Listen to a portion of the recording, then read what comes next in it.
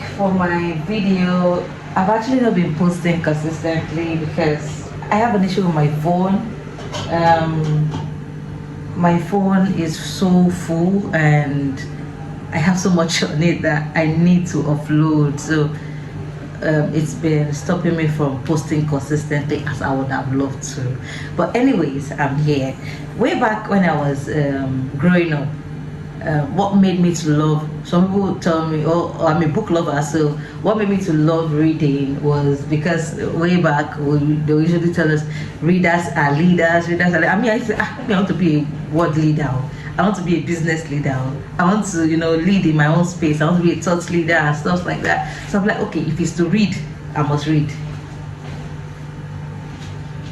So I'm always like, but how do I get there? So I found out that growing up, I also took in the interest of reading. I joined clubs that made me read, that literature group and all that. I did all this debating and stuff. I actually love public speaking also, as well as reading. And so far in this space, I've been able to love a couple of authors and actually come to love some books also. And this has helped me while growing up, as even now that I'm a mom, a businesswoman, and a thought leader. Yeah. So 5 books I would love to share to my beautiful women in the house. Beautiful books. I know that when you lay your hands on them and read them, you would see what I'm talking about. You feel this energy that I'm using to talk about these books. And one of them is sorry.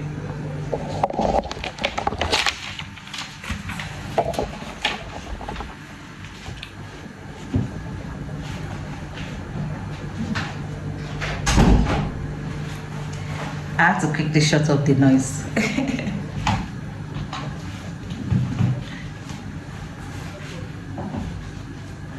Anyways, I'm in the kitchen. I'm trying to prepare lunch for my family, and they're not in the hurry anyway. So I had to film as well as I cook, so that I can be able to beat all the schedules I have for today, because I'm way behind schedule.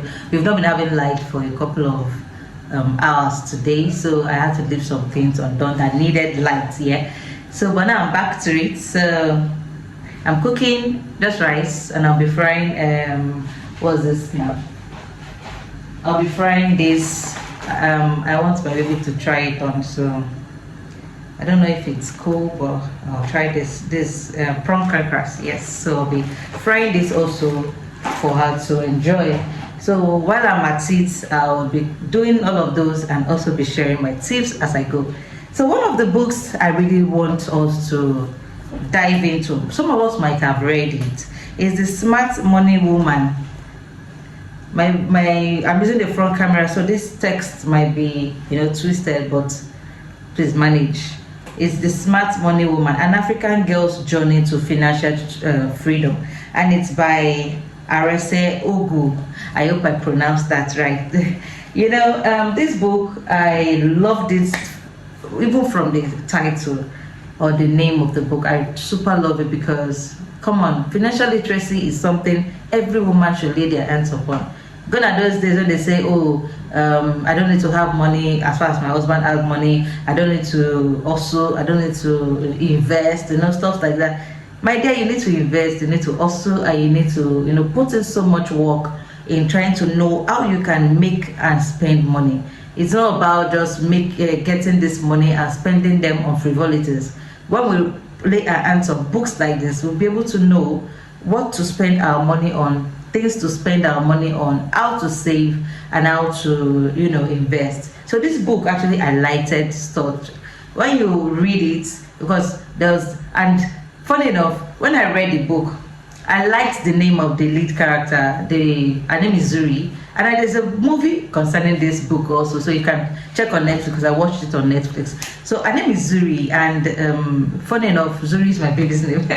I love the name even from that book. But though we've been, when they say start planning on the kind of names you name your children, I've actually been planning on naming my girl Zuri. So when I also saw that movie or the book, I fell in love because of Zuri. Yeah, Zuri, saw that she had made mistake, obviously, and she started focusing on how to make it in life, how to boost our finances. Financial literacy is totally what this book is about. It focuses on, how to build your financial life, and how to also have personal finance management. Do you understand? So you should actually read it if you are struggling with saving, if you are struggling with knowing what to do with your money and investments. You should read this book. It will really help you. And another book just like it is The Smart Money Tribe, an African woman's guide to making bank. Same author. She had to do like a continuation of that first one that I just mentioned. Same author, and this one just kept on hammering on the thoughts of you need to keep saving, you need to keep investing. It continues from the first, like I said, and it delves deeper into that financial topics. Do you understand? And it explores the concept of women empowerment in the financial space. So don't say saving and finance is for a set of women. No, for someone like me who is in business, growing up I was in the art class, and anything that has to do with money or finance or mathematics, I used to, hey, I beg, I'm not in for maths. Do you understand? I'm not in for maths, and maths is not my thing. But as time went on, I saw that it's not just about you're in for maths or not. You have to actually know how to calculate. You have to know how to project financial terms or use financial terms. You need to learn how to be responsible financially, So this has nothing to do with maths or whatever you learned in school. So I had to learn that aspect of it. I had to start delving into books and communities that talk about finances. I'm in a couple of groups on Instagram and follow some pages, Money Tribe and the rest. So my dear woman, as you are listening to me, be interested in anything that has to do with finance. It's part of your personal development, yeah? It's part of you knowing how to manage the home. Even you yourself and your business, having that basic understanding of personal finance would really go a long way for you. And the third one is the one I really love so much. Yes, the one I love so much. It is Eat, Pray, Love. Elizabeth Gilbert is a wonderful writer. I give it to her all the time whenever I read her book. She actually wrote the book Committed too. So you need to also read that book. You see, this book it's just like somebody talking about how they moved from one level of life to another. You say Eat, Pray, Love. So the book is divided into three segments or stages, where Elizabeth Gilbert was like, is a memoir of what she has been going through in life.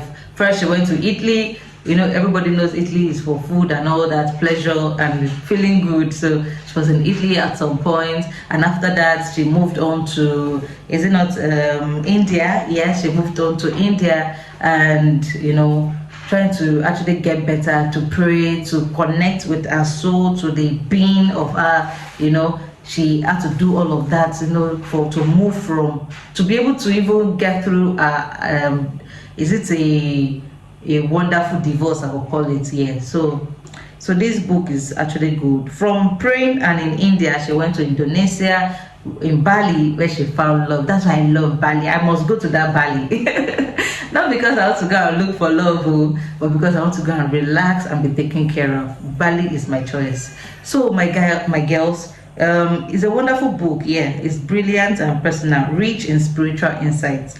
And that's written by Annie. So this is one woman's search for everything across Italy, India, and Indonesia. So my dear, you need to get this book. It's pretty wonderful. And the text inside, where she even went to Italy, she was like, I went to Italy not because I have anything to do with Italians or anyway. And most people in our class too, studying Italy, is it Italian or what was the language? Studying it with her, they're like, they're not there because there's a particular course. They just want to relax and understand the language. It's a very funny book. You guys should read it. I think there's also a movie. I'm a movie person. I'm a visual person. Yeah. So anything that helps me to translate visually what I have perceived in my mind, yeah, I like it. Yeah. So, and this is the fourth book. What Queen Esther Knew: Business Strategies from a Biblical Sage. Queen of Persia, Leader, and Aaron. Written by Connie Glaser. I hope I've not bastardized this name, and Barbara Smalley. So this book, What Queen Esther Knew, is a very powerful book. Very, very powerful. We all know the story of Queen Esther, especially for Christians. So let me not assume. For Christians, we all know the story of Esther and how she came from nothing to something. Yeah. How did she do it? You know, she learned the palace rules. She had a mentor. She was able to understand that I don't need to lean on the idea of fear of failing. You know, she allowed people to nurture her into being that queen. She had never been a queen, and she allowed herself to be taught to, you know, on how to behave in the palace. And at the end of the day, she moved from a lowly girl to a woman who led her people to freedom, to a woman who captured the heart of the king, to a woman who could do business and teach other women, to a woman who became very, very, very, very, very thoughtful person that keeps coming up in biblical stories. So you already know the story of Esther, but now they were able to, you know, decipher or streamline or pick out business strategies from it, on how she became a queen, on how she became a leader, on how she became a hero that we are now celebrating every day. So when you read that book, you'll be able to understand where she's coming from and how to apply it in your life. The last but not the least is Becoming by Michelle. Oh, there was a time I was dating somebody and I told the person, please be very Michelle. I'll be very Michelle because I really love the name. So this is also a story of our beautiful Michelle Obama, from where her childhood days in Chicago to where she eventually got into the White House. How she got there, what she did, the strategies she moved through, the people she worked with, the decisions she made, her relationship, everything about her, how she's becoming. A lot of people know that we are not all there. We are not all special people. We are not all experts from beginning. We had to walk to, you know, that stage. We had to live because we had that perception, that mindset of who we want to be in future. So every day we are working consciously towards that goal, that I want to be a thought leader, I want to be a businesswoman, I want to be a balanced woman, I want to have this work-life balance, I want to be able to connect with people, I want to be a woman of standard, a woman of vessel, a vessel of honor. You know, you have your own wishes. I want to be a woman of influence and affluence.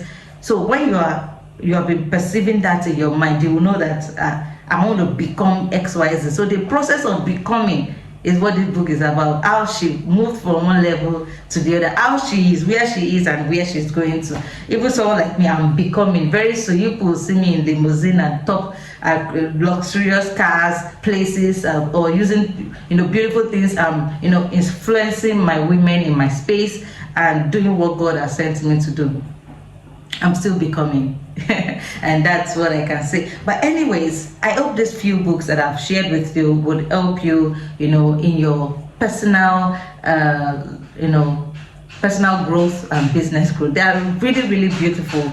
You know, I created these particular books for women. You can check on the soft copies so that you can read them and digest them, and not just to read, to digest them and to start living out the things that this book, you know, have to offer. And I'm very sure that at the end of the day you would love it. So when you read it, do well to share comments of what you learned, and if you have read it before, I would really love to hear from you. Till I come your way again, keep being awesome, and don't forget to like, don't forget to comment, and don't forget to share.